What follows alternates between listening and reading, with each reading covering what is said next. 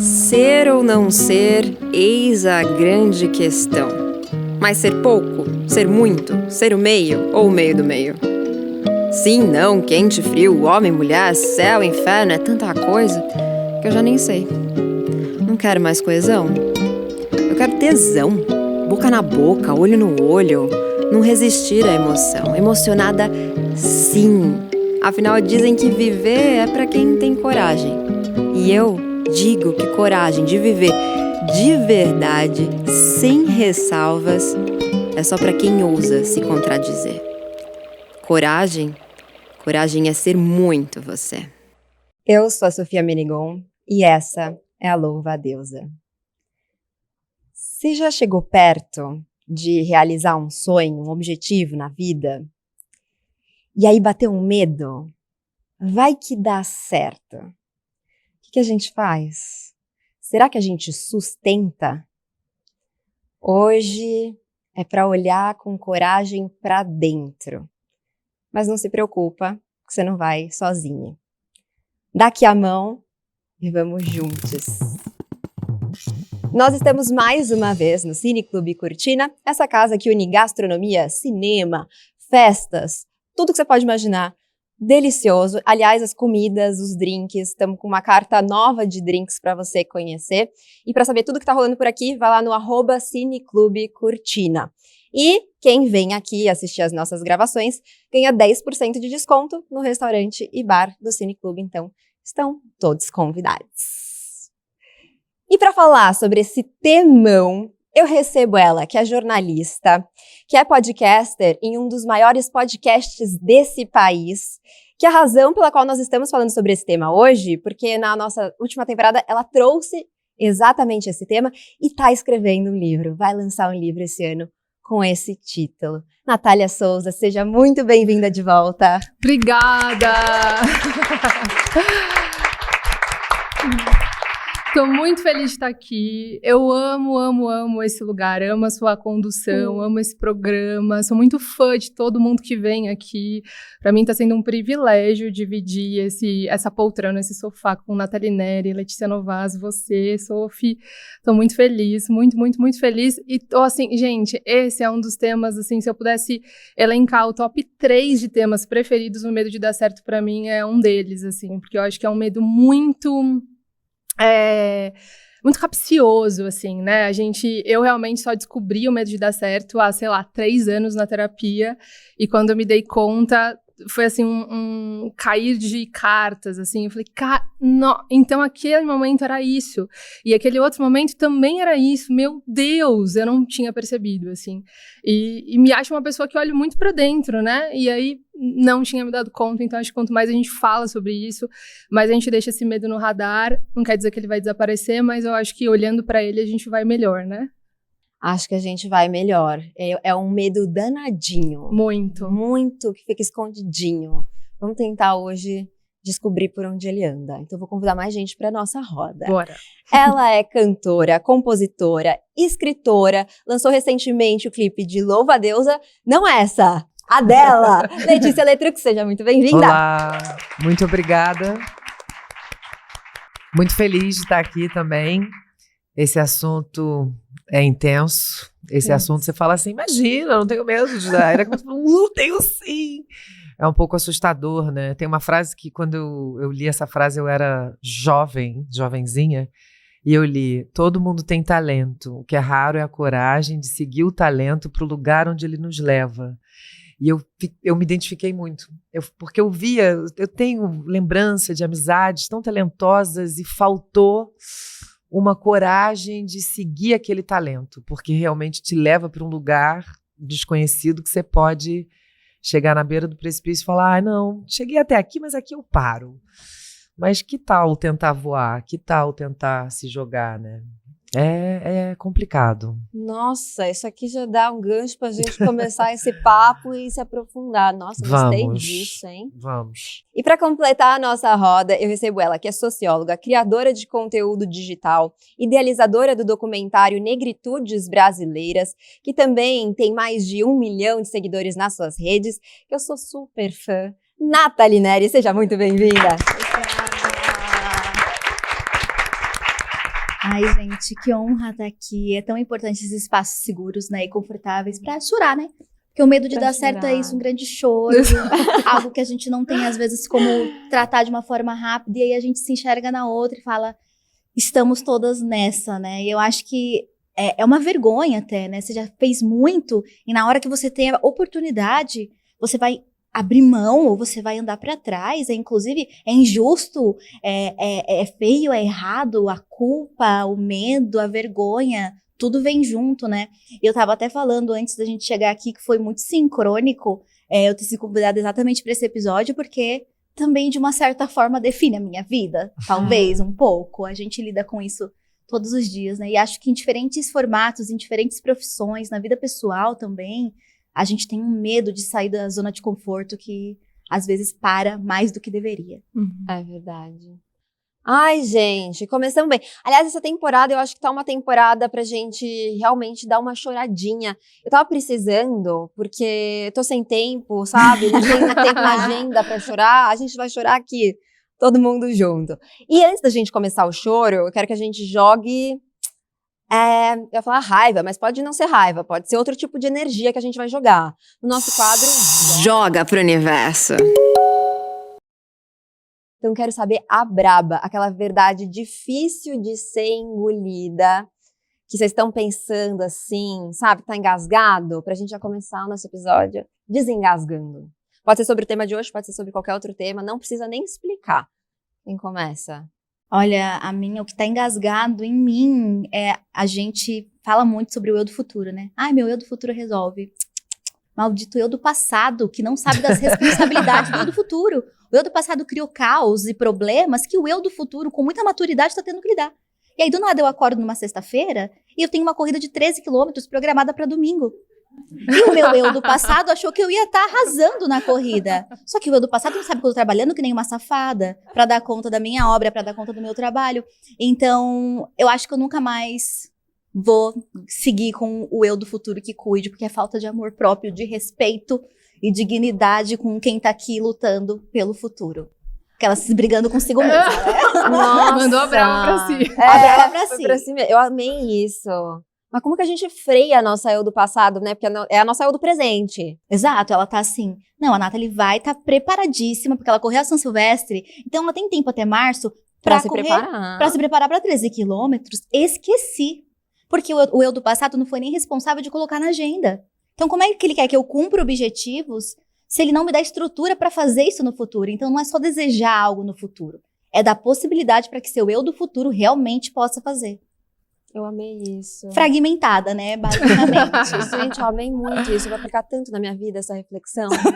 Toda vez que eu for marcar alguma coisa na minha agenda. E aí, qual que é a braba de vocês, Natália? Eu vou falar uma que eu tô muito no radar, assim, Boa. pensando nesse tema, que foi uma coisa também que quando eu me dei conta, eu falei, caraca, que o medo do sucesso pode ser uma lealdade inconsciente ao sistema patriarcal. Pegou aí, porque aqui eu me arrepio inteira. Que coisa. Acho que o medo do sucesso também envolve não cooperar com o capitalismo. Eu tenho muitas questões com isso. Eu tenho tanto medo, morro de medo de ganhar na loteria. E falar, gente, eu abomino os milionários. Aí de vez em quando eu jogo na loteria e eu falo, que situação, entendeu? Aí eu jogo quando tá pouco. Quando tá 2 milhões eu jogo. Quando tá 100 milhões eu falo, pra que eu quero 100 milhões? Vai ser um estresse, minha família, eu vou perder amizades, eu acho, sei lá.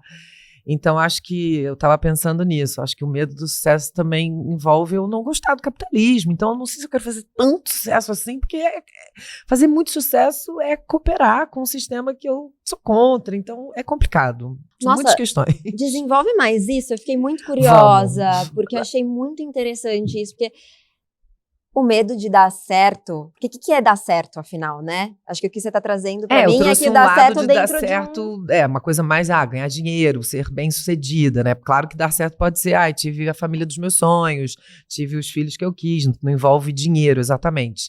Mas dentro de um lugar de, eu sou artista, mas será que eu quero ter o sucesso da Anitta? Não quero. Não quero. Eu adoro ir à praia, ninguém fazer foto minha. Eu quero ir, sabe? Eu gosto da minha vida do jeito que ela é. Quero tocar pra mais gente? Quero, mas não quero. Eu não quero atravessar um lugar que o capitalismo vai ser assim, você quer um iate? Você quer...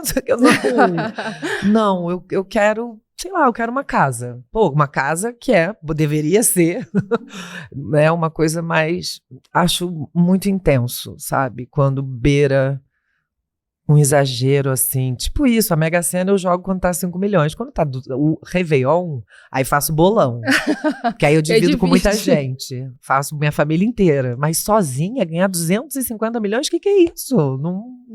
Eu concordo com você. Tipo, eu critico muito o capitalismo, sabe, gente? Também sou uma super crítica do capitalismo. E acho que a gente pode começar, talvez, nosso papo daí. Mas eu, ao mesmo tempo, eu quereria os 200 milhões. Queria? Eu quereria. Eu fico achando que... Eu fico na dúvida. Não sei. Eu não sei, assim, mas eu acho que sei. O que fazer com esses 200 milhões, né? Aquela, talvez, ilusão de que você vai ser a pessoa que vai saber o que fazer com 200 milhões pra devolver à sociedade alguma coisa, sabe? O pensamento é esse, mas eu tenho medo de tipo, my precious. Eu tenho medo. Ai, sei lá, prefiro nem ter. Não sei. Sim. Eu acho que, então, assim, vocês também, Nathalie, Natália. Ai, eu amei isso, uma dupla.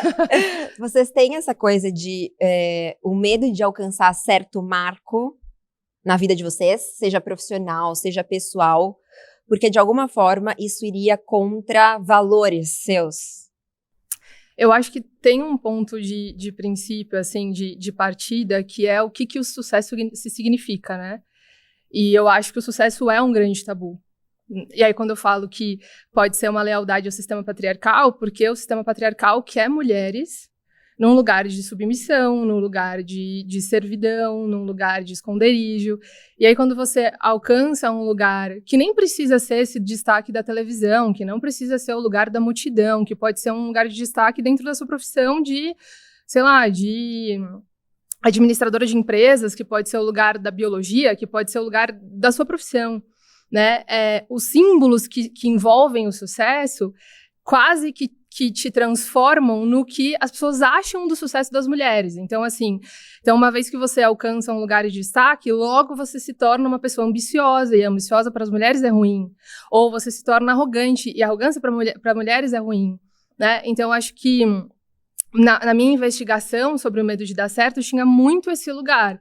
De uma vez que eu alcanço um lugar de destaque, caramba, eu tô rompendo com um monte de coisa que eu não quero ser arrogante, eu não quero ser metida. Mas, e aí também foi um mergulho no meu inconsciente de quais associações eu faço ao sucesso. Porque se a gente não se ressignifica isso, aí eu acho que começa a autossabotagem, né? Eu acho que quando você fala do sucesso de cada um, eu acho essa reflexão muito interessante, assim, né? Porque eu posso estar falando... Vou trazer uma história só para ilustrar o que eu estou dizendo. Eu trabalhava numa emissora de televisão, numa época, enfim, eu era jornalista nessa emissora.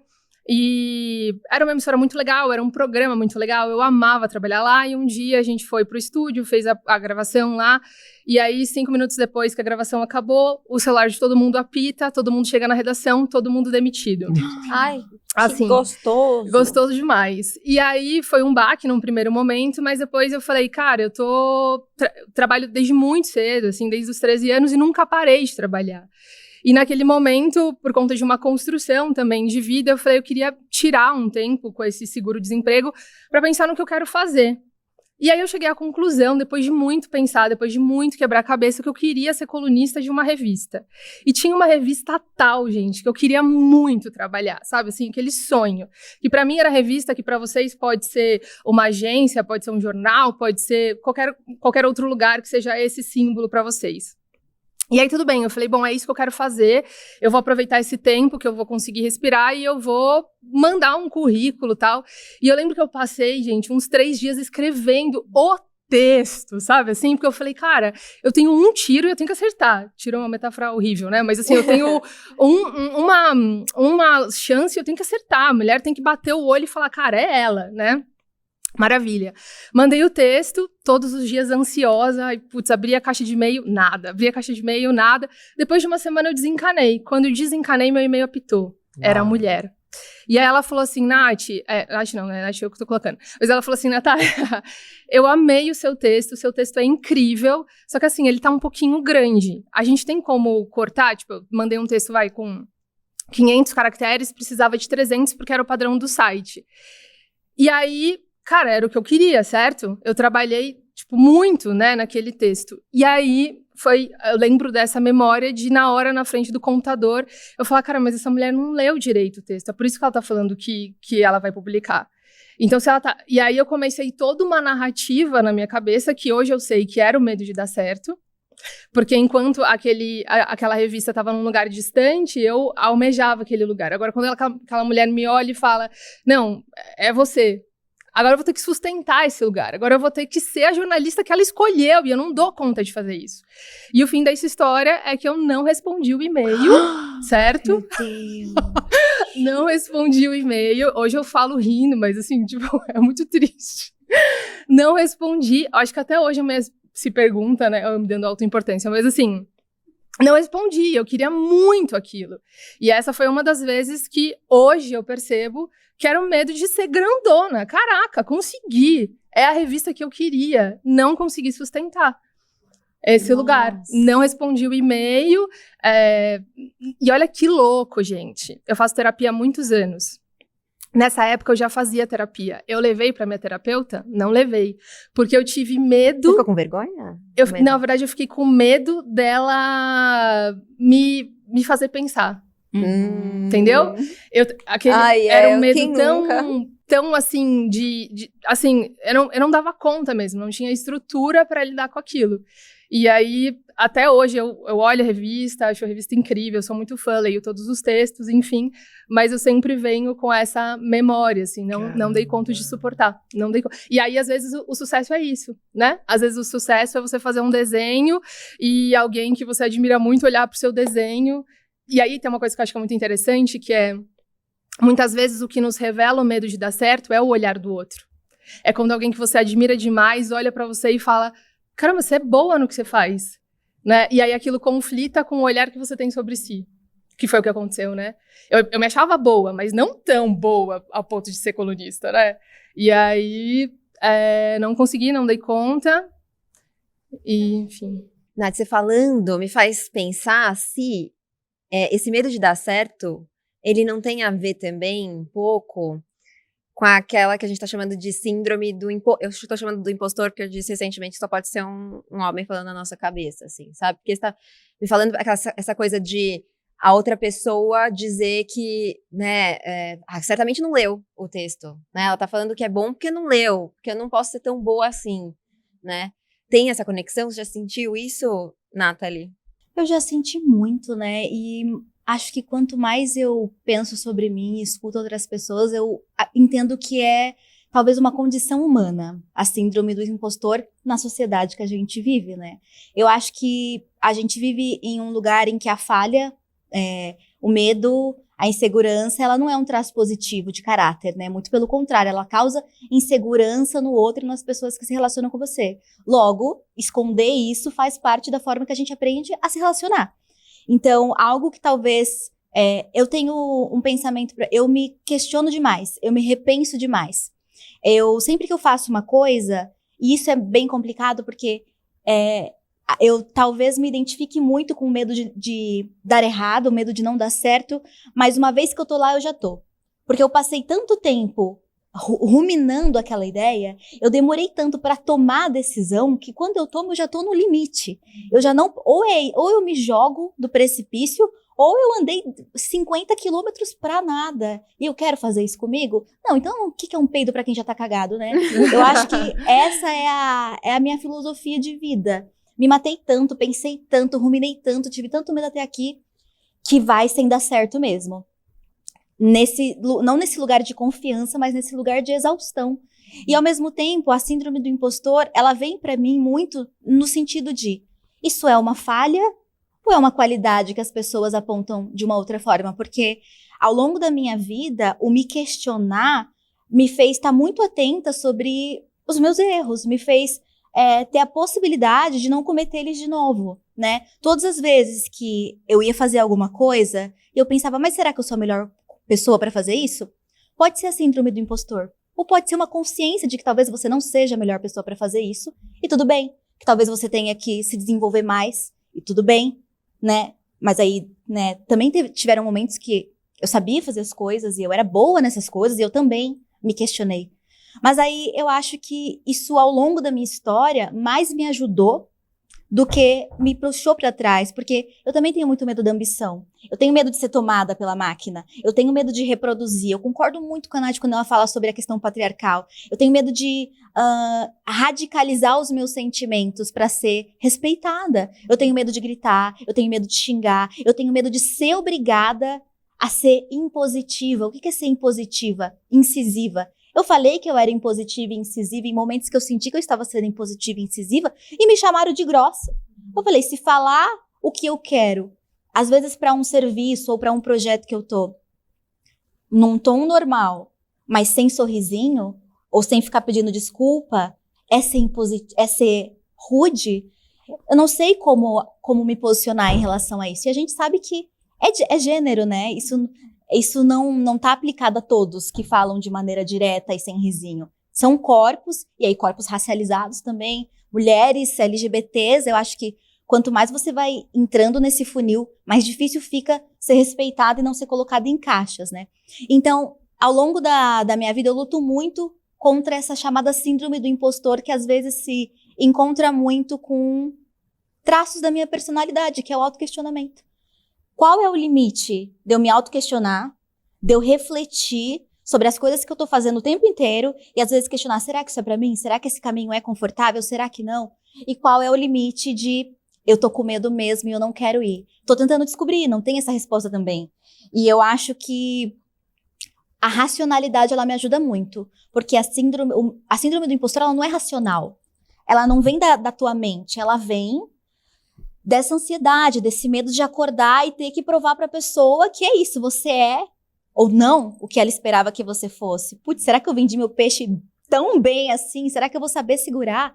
Então, todas as vezes que eu me vejo com isso, é isso, eu não quero ignorar completamente, eu não quero me colocar num lugar também de autoimportância ou de egoísmo, de achar que eu sou a melhor para tudo, eu sou a maior em tudo e eu mereço tudo. Talvez não agora. Talvez eu precise de mais, talvez eu precise estudar mais, talvez eu precise amadurecer mais. Aí o que eu faço qual é a oportunidade? Qual é o lugar? Então vamos fazer uma lista de todas as habilidades que eu tenho e que eu não tenho. E vou perguntar para pessoas que não me conhecem, que não estão dentro de mim com os meus fantasmas, com os meus demônios. O que você acha? Você me vê nesse lugar? Tem que saber também pra quem pergunta, né, gente? Porque vai perguntar pra um pai, vai perguntar pra uma mãe, filha, claro! Vai perguntar pro pai, não, filha, não. Você acha que combina com você? Volta pro interior. Para com isso, né? Então eu acho que tem que saber pra quem perguntar, mas pergunte. Eu gosto muito que as pessoas se intrometam na minha vida. Eu acho que me ajuda a sair um pouco dessas vozes que eu não tenho certeza e talvez eu nunca tenha. E nunca vá saber distinguir o que é um questionamento saudável e o que é eu tentando calar as minhas potencialidades. Você falando me lembrou, né, de uma situação. O ano passado, eu recebi um convite inesperado. Recebi um e-mail muito inesperado para mim, assim. Era uma editora, era a editora Planeta, me mandando, falando assim, estamos pensando em escrever um livro com você, né? Você escreve um livro pra gente, assim. Aí eu falei, gente, que é isso? Eu sempre sonhei em escrever um livro, mas eu não fui atrás de ninguém, eu não tinha nada pronto. Falei, como que coisa estranha, né? Eu achei, gente, certamente eu pensei que fosse, sei lá, um spam, coisa assim, sabe? Pra pegar você e tal. Mas falei, vou responder, vai que.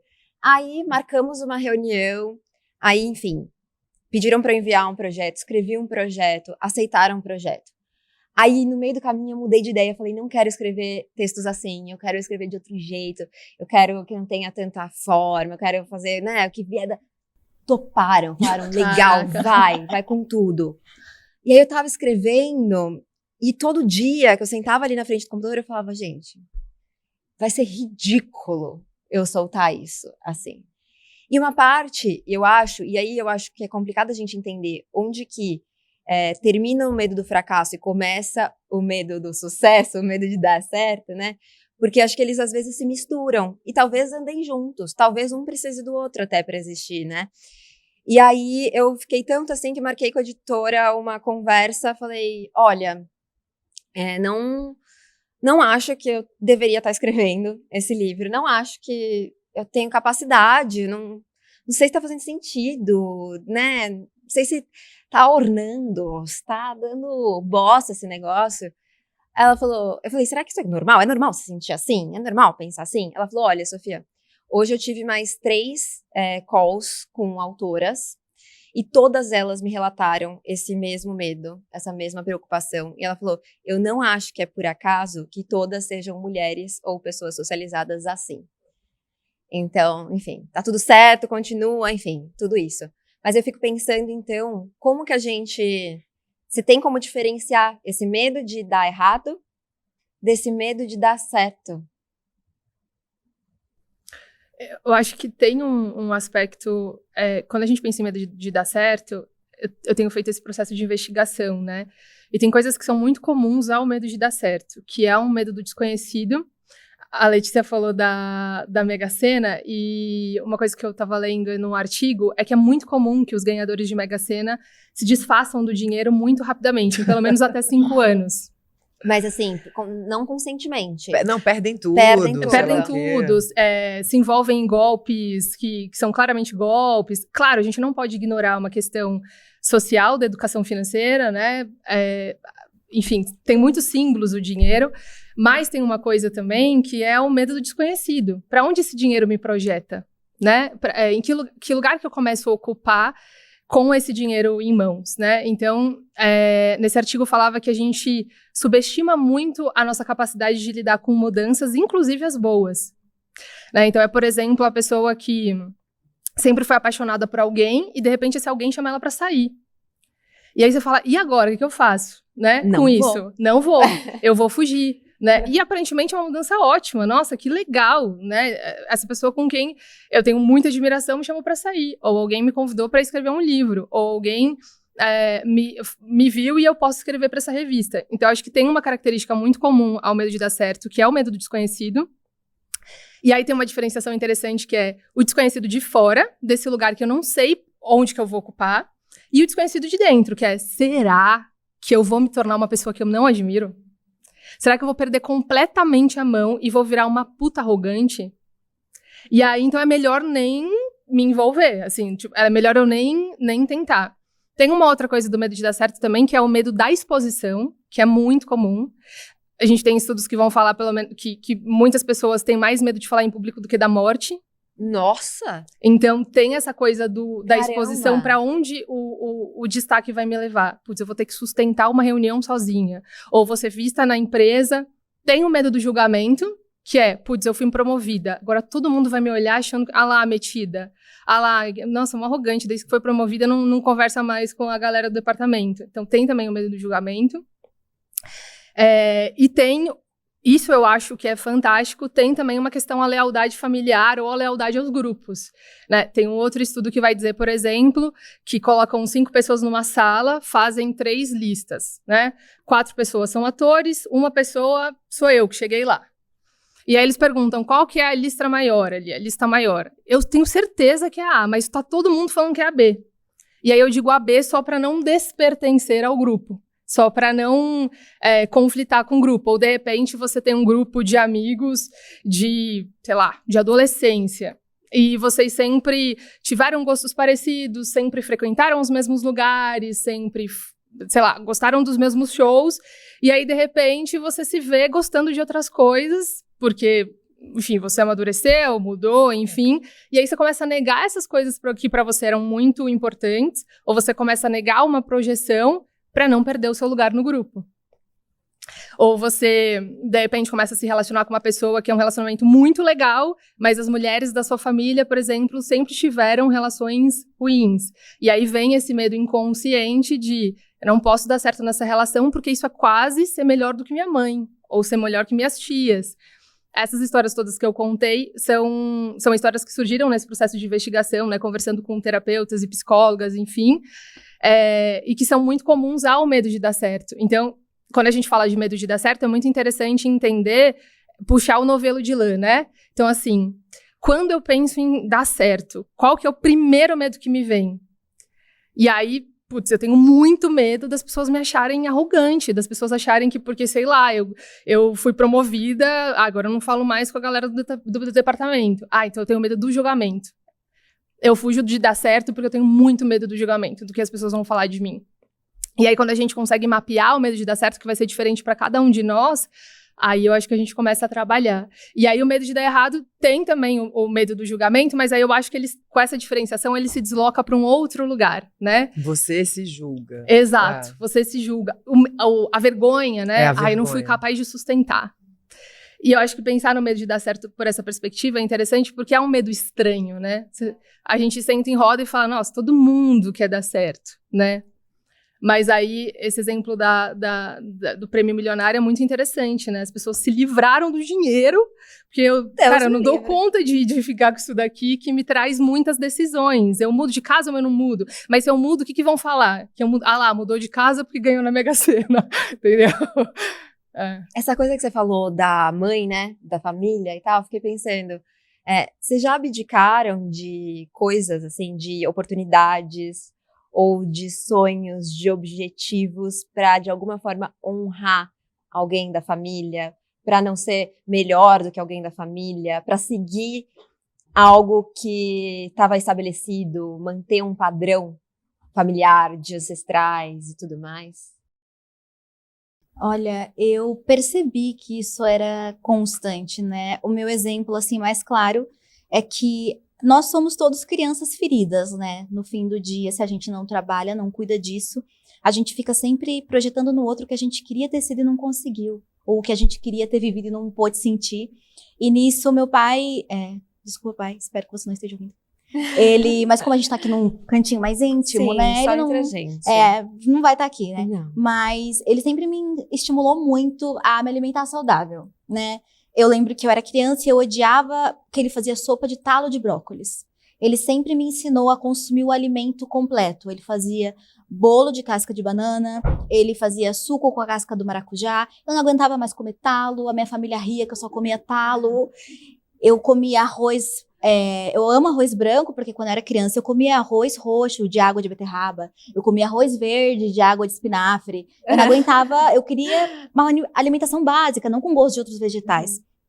Tudo bem, só que é isso, né? Acabou sendo fundamental na minha formação, foi ali uma atitude do meu pai tão constante que, querendo ou não, me definiu, e hoje sou uma pessoa vegana, né? Não necessariamente pela saúde, mas porque de uma certa forma aprendi com meu pai. E aí ele sabia que eu já estava comendo menos carne, ele sempre me incentivou a comer menos carne. Eu venho de uma família ali no sul, mais pro sul de São Paulo, mais próximo do Paraná, que é viciada em churrasco. É churrasco em casamento, churrasco quando alguém passa na faculdade, churrasco em enterro, tudo é churrasco. É família ligada com a pecuária também, que trabalha em matadouro e etc. Então, é um mundo em volta da carne e meu pai sempre desviou muito desse lugar. Só quando ele morava em São Paulo, né? Quando ele foi pro interior morar perto da minha família, ele acabou cedendo ao grupo. Ele acabou consumindo mais carne. Só que eu nem vi, tava em São Paulo fazendo minhas coisas. Aí um dia, eu liguei pra ele, muito feliz, falei, pai, parei de comer carne.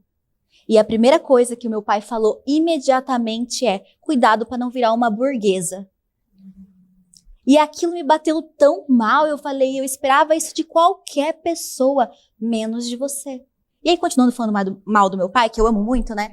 Mas eu sinto que ele se esforçou tanto para me dar oportunidades e me colocar em determinados lugares, que quando eu cheguei, ele não deu conta. Um dia a gente conversando, eu falando que eu estava tentando fazer uma outra pós-graduação, eu sempre quis ser professor.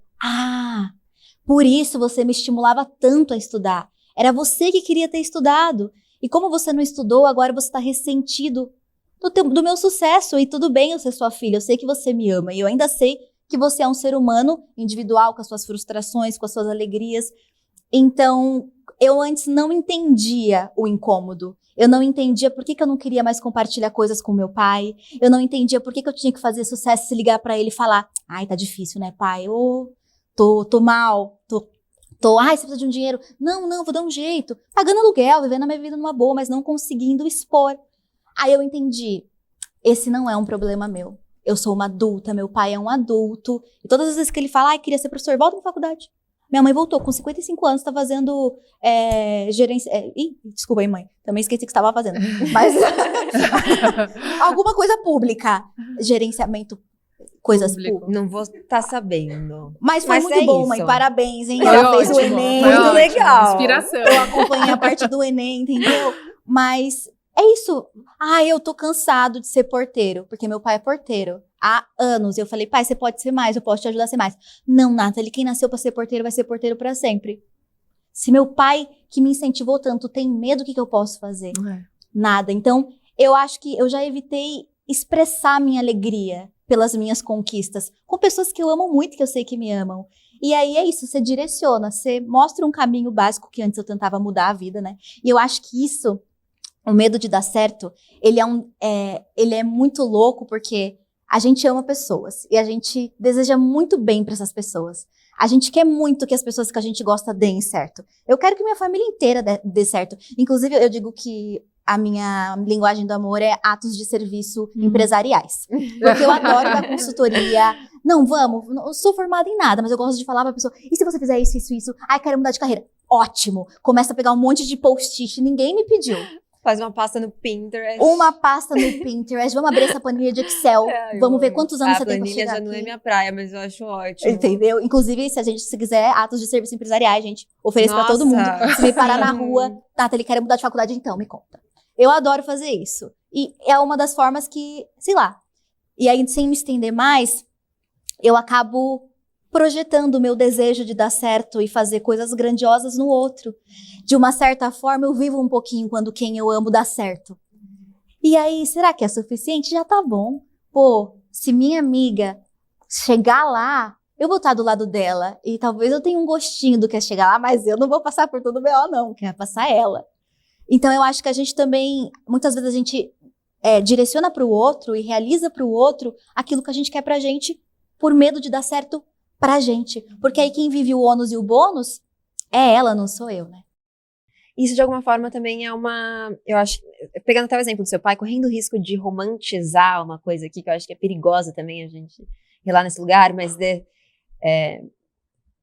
uma autossabotagem, assim, né? Eu falo sobre, talvez eu tenha a possibilidade de fazer alguma coisa a respeito, mas me saboto dizendo coisas que ficaram na minha cabeça, né? Letrux, em que momento você se autossabota? Olha, tô com 42 anos e tô aí há um tempo analisada. Tô numa fase um pouco melhor em relação a isso. Cheguei num lugar de entender o que é paranoia, o que é intuição. Porque às vezes você fica assim, tive uma intuição, paranoia pura. Nossa, sim! Aí depois Passa a receita. Não, aí depois você fala, não, a intuição tá me guiando, é mentira. É tudo muito confuso, né? Mas cheguei num lugar que eu já estou conseguindo ler alguns códigos sociais, ler o jeito que as pessoas se aproximam, entender a minha reação, muita análise, muito terreiro, muita coisa, vou lá me curando, me pedindo conselho para tudo. Mas acho que cheguei num lugar que eu me sinto menos me sabotando. Mas a Ana falou uma coisa já tem um tempo sobre eu gosto de, às vezes, me questionar se eu mereço, se eu quero, porque eu não sou tão, claro, tudo pra mim, eu não sou, eu sou muito da filosofia também, então tenho, né, o não sei, ele é um campo ativo. Quero isso? Não sei. É um mistério, não sei, mas é ativo você não saber. Não saber são infinitas possibilidades, né, o não saber. Então, eu não era uma criança cantora, quero ser cantora, quero fazer... Nunca fui isso. Minha mãe até morria de medo do que eu ia fazer, porque eu não tinha eu gostava de escrever. Aí fui fazer faculdade de letras, senti que era um clima triste demais, assim. E aí minha mãe, pisciana, muito sensível, me matriculou no teatro. E falou, minha filha, você tá... Ela me botou no teatro, professora, sensível. E aí, no teatro, eu fiz, não que eu vou ser atriz agora. Não, eu nunca batia no peito mais forte e falava, é isso, nunca. Eu sempre ficava experimentando, sentindo. E aí, uma hora, a música me sequestrou um pouco, assim, de forma mais forte, né? As artes me abraçaram, me acolheram, porque eu venho de um lugar de colégio horrível, bullying, sem amizades. E aí, quando eu entro no teatro, eu abraço essas pessoas me abraçam de volta, e eu penso, que alívio. E aí, eu começo a pegar meus diários e o violão, e sem me sabotar, mostro essas músicas horrorosas de 20 aninhos, porque eu podia ficar, porque tinha muita gente que fazia música e falava, eu não vou mostrar. E eu acho que eu fiquei tão calada na adolescência, assim, tão, sabe, que eu falei, o quê? Chega! E aí mostro essas músicas, que naquele momento aquilo fez sentido, hoje em dia eu jamais cantaria aquelas músicas. E aí eu acho que, não sei, eu acho que eu tive tantos anos de ficar guardada, que eu acho que eu me sabotei tanto na adolescência. Não beijei na boca, não transei, não usei droga, não fiz nada. A gente foi beber com 24 anos, tá? Só pra vocês entenderem o nível de tensão e de medo e de vergonha, de o que vão pensar e não sei o que. Eu fui beber com 24. E aí, mas só que aí foi um portal assim de... E aí veio tudo, veio eu acho que eu estava com mais confiança também com 24. Eu já estava com a cabeça um pouquinho mais formada, não era uma adolescente perdida, eu já sabia um pouco, isso dói, essas pessoas não são boas, isso aqui eu me sinto segura. Eu acho que eu respeitei de alguma maneira o tempo, e esse respeito ao tempo me possibilita não me sabotar tanto. Mas aceitando esse momento de será? Porque se a gente só ficar, eu consigo, gente, medalhas, sabe? Nem todo mundo tem medalhas todos os dias. Tem dia que você tá lá atrás e tudo bem, sabe? Acho que é não sofrer tanto quando você erra e fracassa, né? Eu sou palhaça também, fiz curso de palhaçaria. E, nossa, eu lembro que quando eu fiz, eu pensava que a gente só ia rir, e a gente só chorava, e só falava dos fracassos e dos tombos. Eu falei, gente, que loucura, mas é muito isso. Porque, né, o mundo quer que você seja uma campeã maravilhosa, perfeita. O mundo é dos vencedores, né? E não, gente, não é só isso, né? E aí, o que fazer quando você não é campeã? O que fazer naquele dia que não tem pódio? Gargalhar, né? Sei lá, rir de si mesmo, falar, gente, olha que tragédia a minha vida. Mandar meme para as amizades, falar, quá, me ferrei hoje, ha. Mas, claro, ter todo um trabalho de terapia, análise, né, para te dar esse suporte para poder rir. Porque você não ri se você não tiver acolhida, né? Se você tá acolhida, você consegue rir, mas se você tá ferrada, você se martiriza, uma coisa intenso. Eu tô sempre me martirizando, assim, né? Eu acho que como você foi falando, me parece que você consegue levar as coisas de um jeito que, nossa, queria tanto, mas eu tô sempre me cobrando. Eu sinto que o meu medo de dar certo vem muito de um lugar de uma extrema autocobrança, assim, de necessidade de ser perfeita, que não existe, né? Mas em absolutamente tudo que eu faço, né? Eu já contei aqui algumas vezes, estava contando lá nos bastidores da natação, que fui fazer natação. Queria aprender a nadar, de repente estava treinando 3 horas por dia.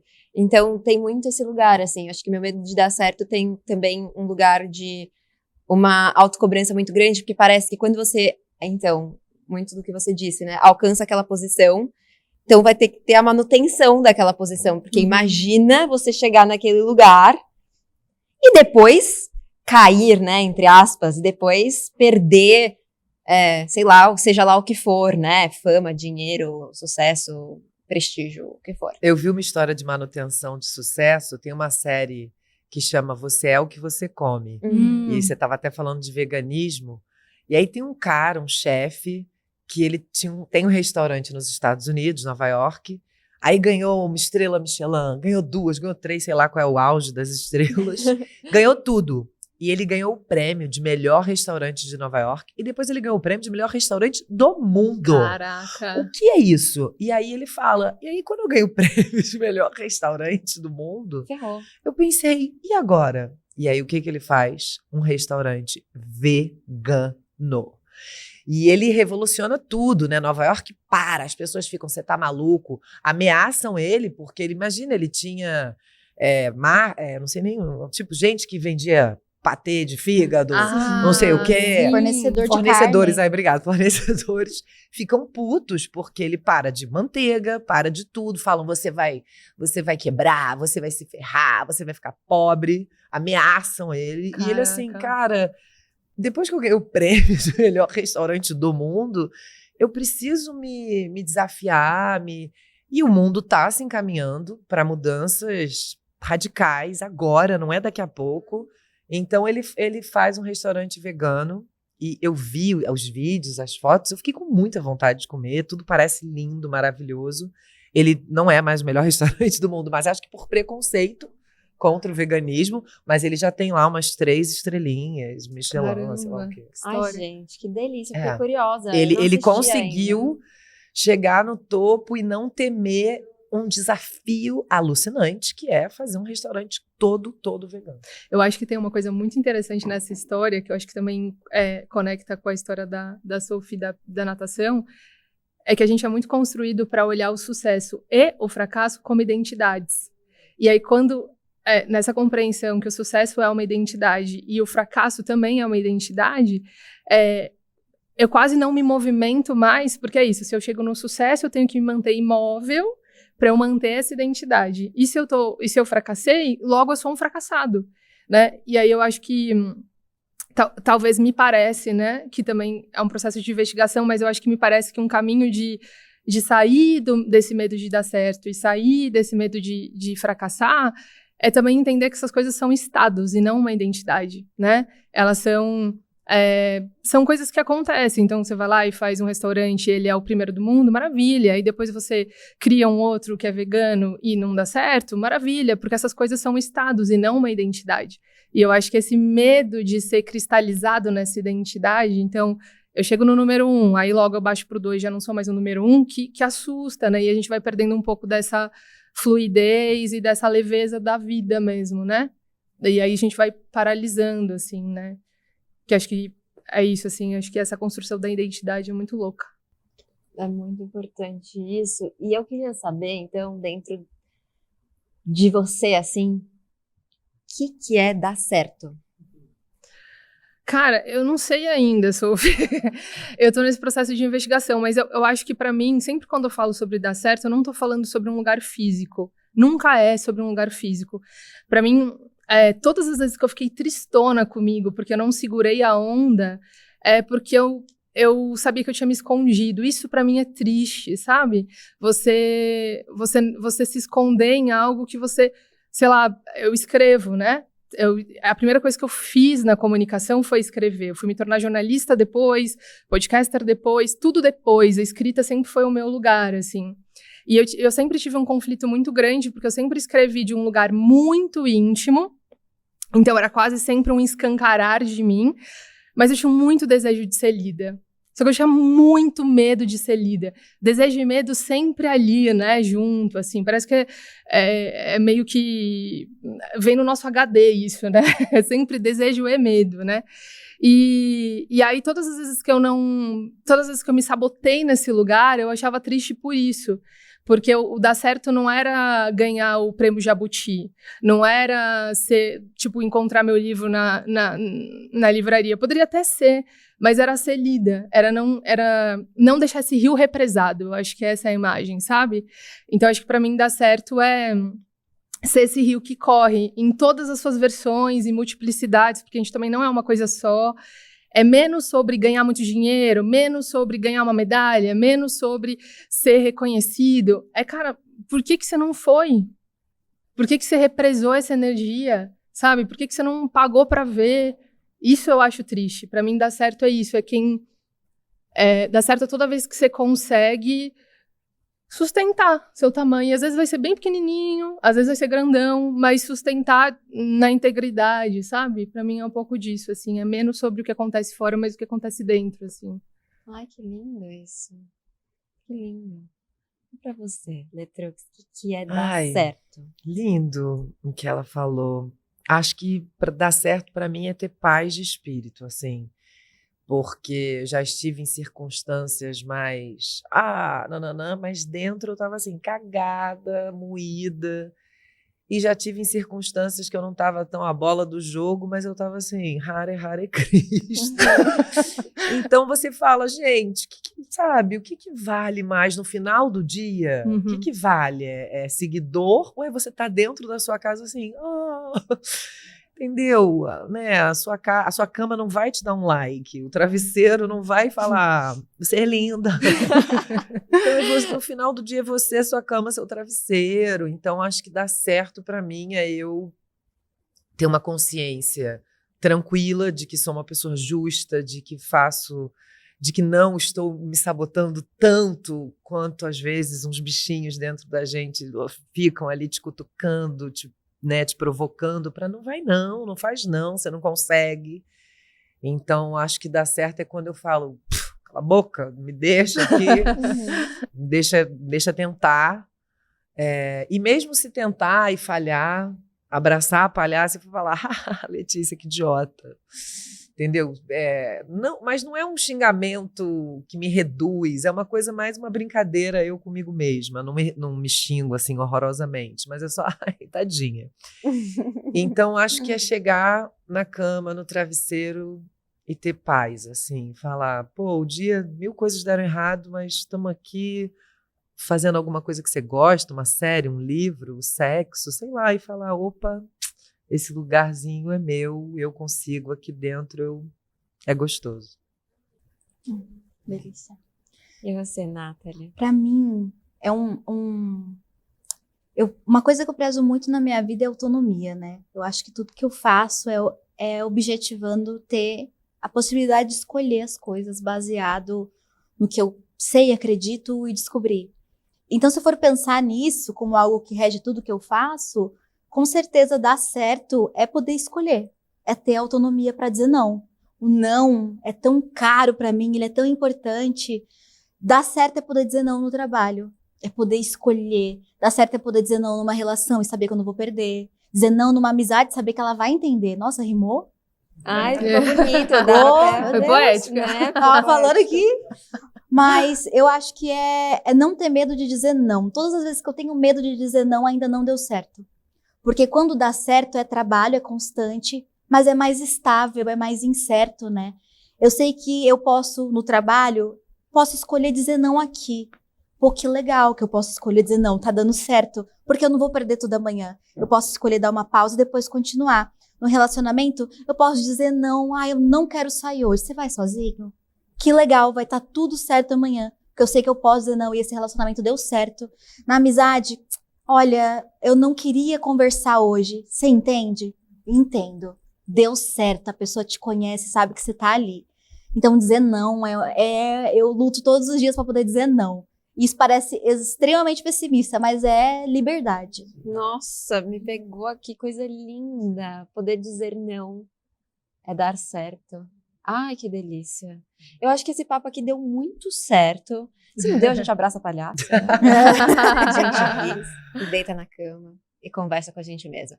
Agora a gente vai para a parte 2. E se você quer assistir a parte 2 desse papo, é só escanear o QR Code que está aparecendo na sua tela ou clicar no link aqui da descrição.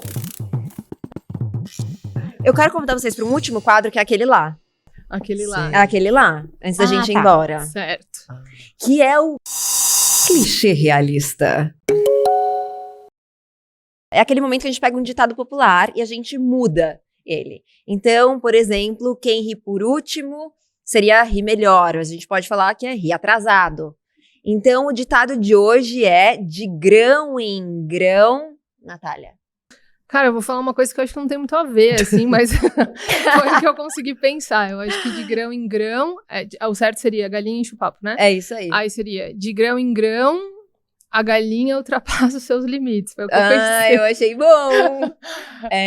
Se não ficar atenta, a gente vai ceder um pouquinho, aí cede mais um pouco, aí cede mais um pouco, e aí... Eu achei bom. Acabou com tudo. E aí? Ai, o meu é ridículo. Ai, que bom, vamos abraçar. De grão em grão, inventei uma granola. Quase. vai vendo, você fala, ai, queria essa granola aqui. Muito bom. E aí você vai achando as coisas e vendo uma outra coisa e tal. E Amei. granola, adoro granola. Amo. Então, Eu amei, achei muito bom. E aí, Nathalie, de grão em grão? Ai, essa é a minha vida, é triste. De grão em grão, a galinha não sai do prato de entrada. Ou é de uma vez pra mim, ou é o remédio ruim, tampa o nariz e vai. Se for de grão em grão, ai, Não tchau. vai. Cansei já, gente, tchau. Amei Ai, essa sim. metáfora. Eu não cansei, mas vou ter que dar tchau. Eu quero agradecer muito vocês por terem dividido aqui essa roda comigo, com a gente. Tô muito, muito feliz. Nossa, que palco, hein? Olha, te dizer que bom que eu não tive medo que isso aqui desse certo hoje. Talvez eu até tenha tido, mas que bom que A gente encarei é assim mesmo. e que a gente está aqui hoje. Então, muito obrigada, Natália, mais uma vez por estar aqui. Na próxima já pode pedir música. Vou querer, já vou preparar. Gente, eu posso agradecer, eu queria agradecer a todo mundo por se permitirem ao encontro, né? Acho que é isso, né? Acho que a coisa mais bonita da vida é o encontro, quando a gente se dispõe de peito aberto para troca. Aprendi muito com vocês hoje e sou muito fã de todas, então só posso agradecer. Obrigada a todo mundo que veio e que deu pra gente tempo, né? Que é aquilo que a gente não volta, não dá pra acumular tempo. Então, muito obrigada, é isso, só posso agradecer. E eu amo Louva-a-Deusa, né? Então, assim, tô em casa. E eu amo para dar nome. Ai, Nath, é sempre um prazer te ouvir. Eu sempre fico muito emocionada. É impressionante o que você faz, assim. Quero te pedir para deixar recadinhos também. Bom, gente, para quem gosta de podcast, imagino que vocês gostem, né? Porque estão aqui. Se vocês tiverem curiosidade, quiserem sentar numa mesa de bar na web, eu faço Para Dar Nome às Coisas, que é um podcast em que eu divido os meus processos, basicamente sobre isso, assim. Falo muito sobre medo, autossabotagem, sempre em primeira pessoa, sempre a partir dos meus lugares de vulnerabilidade também. Tá disponível em todos os agregadores de podcast, tem episódios novos todas as quartas-feiras, e se vocês quiserem seguir o nosso Instagram, é @paradarnomeascoisas, serão todos muito bem recebidos lá. Ai, maravilhosa. Letrux, também muito obrigada por ter vindo no meio dessa agenda de shows. Incrível. Eu que agradeço, aprendi muito também. É muito importante trocar ideias sobre isso, né? Porque você fica achando que, e não, todo mundo tem essa sensação em comum. Muito obrigada pelo convite. Para todo mundo que quiser ver o clipe de uma música minha que chama Louva-a-Deusa, que é um dos motivos de eu ter sido chamada hoje, foi essa coincidência animalesca. O clipe tá no meu YouTube. Tudo é @Letícia Letrux, Instagram, Facebook, TikTok, YouTube também, @Letícia Letrux. Muito obrigada pelo convite, obrigada por essa conversa potente. Maravilhosa, obrigada. Nathalie, amei trocar com você aqui nos bastidores. A Nathalie é o que ela é, gente. Fora das câmeras, na frente das câmeras, uma pessoa super autêntica. Fiquei muito, muito feliz de conhecer. Obrigada por ter topado. Imagina, eu agradeço muito o convite, gente. Isso foi maravilhoso. Eu senti desde o começo, eu falei, nossa, essa experiência vai ser muito legal. E é isso, hoje a gente pode dizer não, né? Deu certo. E aí a gente diz não pra tanta coisa, mas quando a gente diz sim pras coisas certas. E isso é dar certo, isso aqui deu muito certo. Muito obrigada a todo mundo. Me seguir nas redes sociais, Nathalie Neri, produz conteúdo aí todos os dias. Todos os dias não vamos exagerar, né, gente? Mas aí toda semana tem coisa boa pra vocês, falando sobre veganismo, sustentabilidade, moda, beleza, que ela é bem blogueira também, pensa sobre a vida, enfim, gente, que delícia, sério, é daqui direto pra terapia. Eu amo, e a gente continua essa terapia na próxima semana, segue a gente também no @podcast Louva-a-Deusa, eu te vejo lá, até mais, tchau, tchau.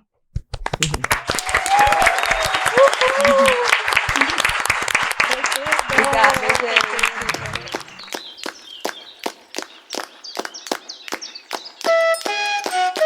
Essa podcast é uma produção Louva-a-Deusa. Apoio Cineclube Cortina, Vegan Nat e Belief. Direção e apresentação Sofia Menegon. Convidadas Letícia Letrux, Natália Souza e Nathalie Neri. Produção Mayara Dallapé e Júlia Carvalho.